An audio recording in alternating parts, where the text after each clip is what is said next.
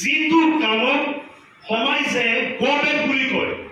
সেই কামটোত ৰজা হোৱাৰ যোগ্যতা বেছি সম্ভাৱনা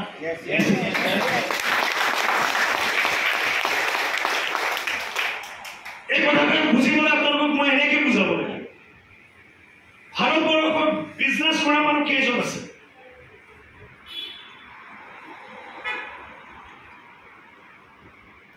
ভাৰতবৰ্ষত বিজনেছ কৰা মানুহ কেইজন আছে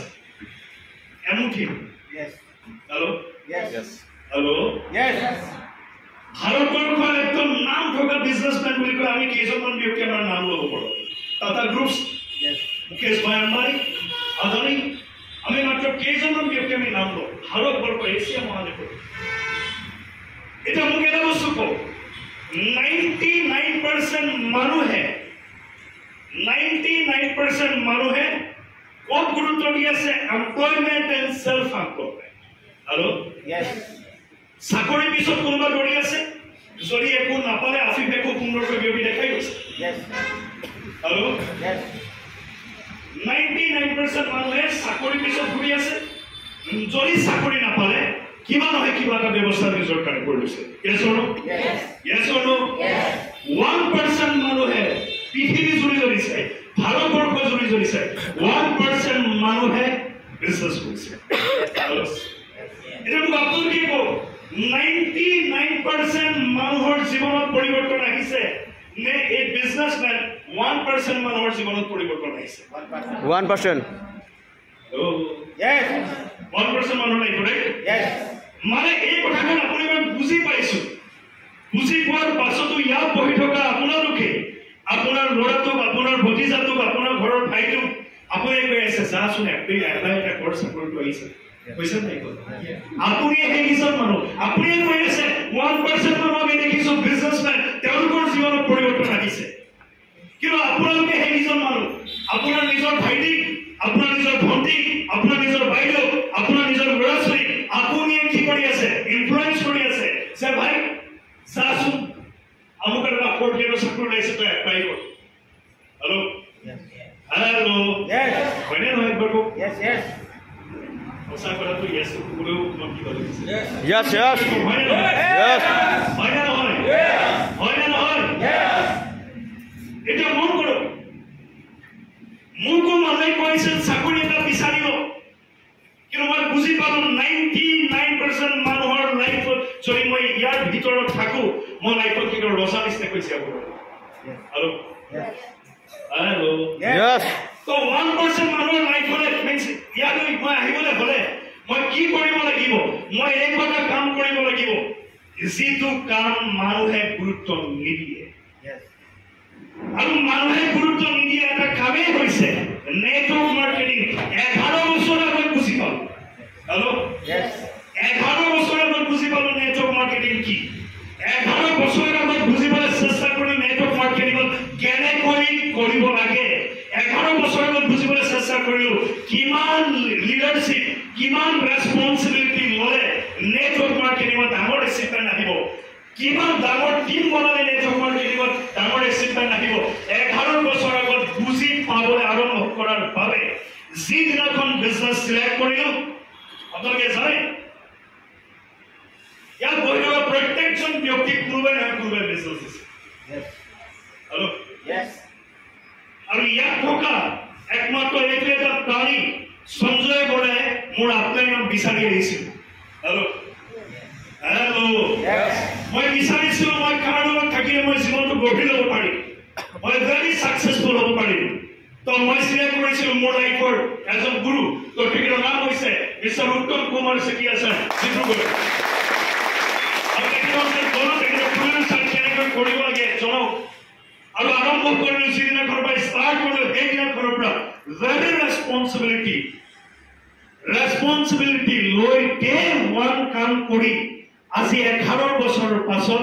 এজ এ ইয়ংগেষ্ট কৰোড়পতি হিচাপে আপোনালোকৰ চৰকাৰ ওলাইছো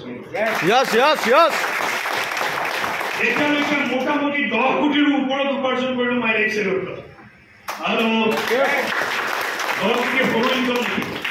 সৰু পইচা 10 কোটি হেল্ল' এতিয়া পৰিৱৰ্তন চাব মই চিম্পলকে বুজাম দীঘলীয়া নকৰোঁ আৰু 10 মিনিট লৈ ল'ম আজি উপায় দিব হেল্ল' এতিয়া মন কৰিব পৰিৱৰ্তন কাকো এনেকৈ বুজো মোৰ গাঁওখনৰ নাম হৈছে মেলেংগাইন গাঁও মেলেংগাইন গাঁৱৰ পৰা যিদিনাখন মই নেটৱৰ্ক মাৰ্কেটিং বুজি ওলাই আহিছিলোঁ মোৰ গাঁৱৰ মোৰ ফ্ৰেণ্ড চাৰ্কুলৰ এটা ল'ৰা এজনী ছোৱালীও মোক চাপোৰ্ট কৰা নাছিল মোৰ কলেজৰ যোনকেইটা বন্ধু আছিল আমাৰ দিল্লীত চাই তেওঁলোকক খুব ভাল পাইছিল মোৰ কলেজৰ বন্ধু এটাই মোক চাপ দিয়া নাছিল মই যেতিয়া মোৰ কলেজৰ খাস বন্ধু দুটা এটা নাম হৈছে জয়ন্ত এটা নাম হৈছে আছিফ মই দুইটাক ফোন কৰিলোঁ মই ক'লো যে গৈ আছে এটা ডাঙৰ বিজনেছ অপৰচুনিটি মোক ক'লে অ'কে সৰুৰ পৰা মোৰ ড্ৰিম আছে ডাঙৰ বিজনেছ কৰা যেতিয়া মই বিজনেছ প্লান দেখালোঁ প্লান দেখালে তেওঁলোক বুজাবলৈ ষ্টাৰ্ট কৰিলোঁ যে এইটো তই মন কৰিব কি বুলি ষ্টাৰ্ট কৰিলোঁ এইটো তই হেল্ল' তোৰ লগত অৰ্গেনাইজেশ্যন ওৱানত এজনক লৈ আহিব লাগিব অৰ্গেনাইজেশ্যন টুত এজনক লৈ আহিব লাগিব তেতিয়া মোক আছিফে কথা কৈছে তই এক মিনিট ৰ চেইন চিষ্টেম হেল্ল' মোক কি বুলি ক'লে চেইন চিষ্টেম আৰে ইয়াৰ নচলে এইবিলাক তই জপা বেলেগ কিবা আনিছিলি বুলি ভাবিছিলো আৰু জয়ন্তও আছে হেল্ল' কিন্তু মই কি ধৰণে বুজি পালো মন কৰিব দুটা বস্তু আমি দিমাগত লৈ যাওঁ মই আজি বহুত দীঘলীয়াকৈ কথা পাতিব ইচ্ছা দুটা বস্তু আমি দিমাগত লৈ যাওঁ পৃথিৱীৰ আটাইতকৈ ডাঙৰ প্ৰফেশ্যন কি হ'ব পাৰে নতুন মানুহক কৈছোঁ পৃথিৱীৰ আটাইতকৈ ডাঙৰ প্ৰফেশ্যন ডক্টৰ ইঞ্জিনিয়াৰ ৱৰ্ল্ডৰ ডাঙৰ ডাঙৰ কোম্পানীৰ CEO হেল্ল' ৱৰ্ল্ডৰ ডাঙৰ প্ৰফেশ্যন কি পৃথিৱীৰ আটাইতকৈ ডাঙৰ প্ৰফেশ্যনটোৰ নামে হৈছে চেলছ প্ৰফেশ্যন পৃথিৱীৰ আটাইতকৈ ডাঙৰ স্কিম মানে কলা তাৰ নামে হৈছে চেলছ স্কিম এই দুটা বস্তু যাৰ ওচৰত থাকিব তাক পৃথিৱীত কোনেও ৰখাব পাৰে তাক কোনেও ৰখাব নোৱাৰে দুটা বস্তু যাৰ ওচৰত থাকিব কি থাকিব চেলছ স্কিল হেল্ল' and sales profession এটা মন কৰিব মই বুজি পাই গলো কি বুজি পাই গলো বিশ্বৰ আটাইতকৈ ডাঙৰ যাক আমি মালিক বুলি কওঁ যাক আমি ডাঙৰ বিজনেছমেন বুলি কওঁ তেওঁলোকে এটাই প্ৰফেশ্যনত আছে চেলছ প্ৰফেশ্যন এটাই কলা আছে তেওঁলোকৰ ওচৰত স্কিল কি স্কিল আছে চেলছ স্কিল আৰু ডাঙৰ এটা স্কিল তেওঁলোকৰ ওচৰত আছে কি জানে হেল্ল' কথা ক'ব জানে হেল্ল' আৰু এই তিনিটা স্কিল আপোনাৰ লাইফত ডেভেলপ কৰিলো আপোনাৰ ঘৰৰ মানুহে আহিব পাৰে প্ৰথমে বাদ দিয়ক না हेलो लोगों का काम होता है हेलो लोगों का काम क्या होता है लोगों का काम होता है कहने दो हंसने दो हेलो এটা দিন মোকো চাই আহিছিল তেতিয়া মই এটা বস্তু বুজি পাইছিলো ৱৰ্ল্ডত যিমানবিলাক ডাঙৰ পুঁজিপতি মানুহ আছে তেওঁলোকে নেটৱৰ্ক ষ্টাৰ্ট কৰিছিল নেটৱৰ্ক ৱৰ্ল্ড ৱাইড নেটৱৰ্ক সৃষ্টি কৰিলে আৰু ৱৰ্ল্ড ৱাইড যেতিয়া নেটৱৰ্ক সৃষ্টি কৰিছিলে তেওঁলোকে ৱৰ্ল্ড ৱাইড এটা প্ৰফেশ্যন ষ্টাৰ্ট কৰিলে চেলছ প্ৰফেশ্যন তেওঁলোকে য'তে নেটৱৰ্ক ষ্টাৰ্ট কৰিলে তেওঁলোকে য'তে নেটৱৰ্ক মানে দোকান খুলিলে তাতে তেওঁলোকৰ প্ৰডাক্ট দিলে আৰু প্ৰডাক্ট য'তে আহিলে তাতে প্ৰডাক্ট চেলছ হ'ল প্ৰডাক্ট চেলছ হোৱাৰ কাৰণে তেওঁলোকৰ বিজনেছ বাঢ়ে সেইকাৰণে তেওঁলোক বুজি কৰিব মই এটা বস্তু বুজি পালো যে মোক দুনিয়া আহিলে তই চেইন মাৰ্কেটিঙত আহিলি তই নেটৱৰ্ক কৰিবলৈ আহিলি তই মানুহ ঘৰে ঘৰে ঘূৰিবলৈ আহিলি হেল্ল' বন্ধুসকল আপোনালোকৰ লাজ লাগে নহয় মানুহ ঘৰে ঘৰে যাওঁতে বুজি পাওঁ আপুনি মানুহৰ ঘৰে ঘৰে ভিক্ষা খুজিবৰ কাৰণে যোৱা নাই আপুনি মানুহৰ ঘৰে ঘৰে আপুনি যে নক কৰিছে যাৰ ঘৰত নক কৰিছে আপুনি ভগৱানে দিয়া এটা ডাঙৰ অপৰচুনিটি লৈ তেওঁৰ ঘৰত নক কৰিছে তেওঁ আপোনাক বুজি পোৱা নাই আপুনি তেওঁক ডিপেণ্ডেণ্ট কৰি দিছে আৰু তেওঁক আপুনি দিবলৈ কৈছিল তেওঁ কি বুলি ভাবিলে মোক ফচাবলৈ আহিল আৰু সেইটো কিয় তাৰ দুনিয়া খতম হৈ গ'ল और अपनी लाकी पर्सन अपनी से बुझिले मैं बुझी पालो हेतना मैं लाकी होय बाय दिया মই বুজি পালে টিকি গলো মই টিকি তো দুনিয়া হাইলে হাই বলি জি হৈ যায় হৈ যাও আৰু জি হৈ যায় হৈ যাও মাত্ৰ এটাই কাম কৰিলো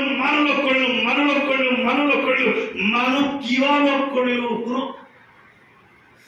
পৃথিৱীৰ ডাঙৰ পুঁজিপতি ব্যক্তিসকলে তেওঁলোকে ৱৰ্ল্ড ৱাইড নেটৱৰ্ক ডেভেলপ কৰিছে নাই কৰা এটা নেটৱৰ্ক আপোনালোকে চবেই চিনি পোৱা নেটৱৰ্ক মই কৈ দিছো ৰিলায়েন্স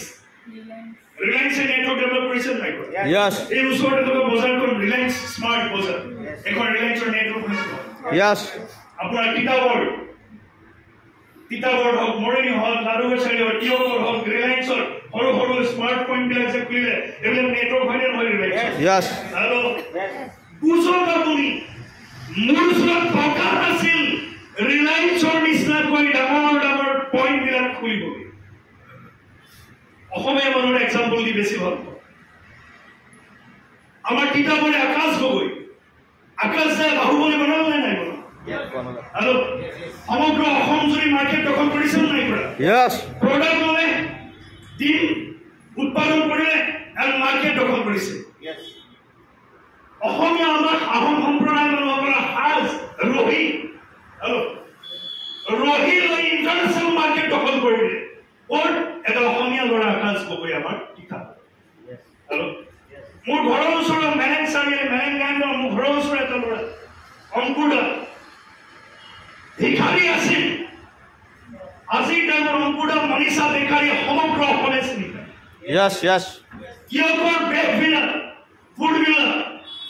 এটা অসমীয়া ল'ৰা সমগ্ৰ অসমে চিনি পায় আৰু তেওঁলোকে কি কৰিছে ইনভেষ্ট কৰিছে লোন লৈছে ইনভেষ্ট কৰি তেওঁলোকৰ পইণ্ট বিলাক ডেভেলপ কৰিছে বেকাৰী বিকিছে সেইকাৰণে তেওঁলোকৰ ঘৰে পইচা আহিছে মই কি কৰিলো জৰু ছাৰে কি কৰিলে উত্তম ছাৰে কি কৰিলে কৰোণা মেমে কি কৰিলে আমাৰ যিসকল DCNM আছে তেওঁলোকে কি কৰিলে আমাৰ ওচৰত পইচা নাই ডাঙৰকৈ পইণ্ট বিলাক খুলিবলৈ বাট আমাৰ ওচৰত কি আছিল মানুহ আছে আমি মানুহৰ কাম চাপিলো তেওঁলোকক বুজালো যদি আপুনি পুঁজিপতি হ'ব বিচাৰে যদি আপুনি আহিবলগীয়া টাইমত অলপমান পইচা উপাৰ্জন কৰিব বিচাৰে network marketing is a best opportunity for you আপোনাৰ কাৰণে ৱৰ্ল্ডৰ দ্য বেষ্ট অপৰচুনিটি আৰু সেইটো বুজা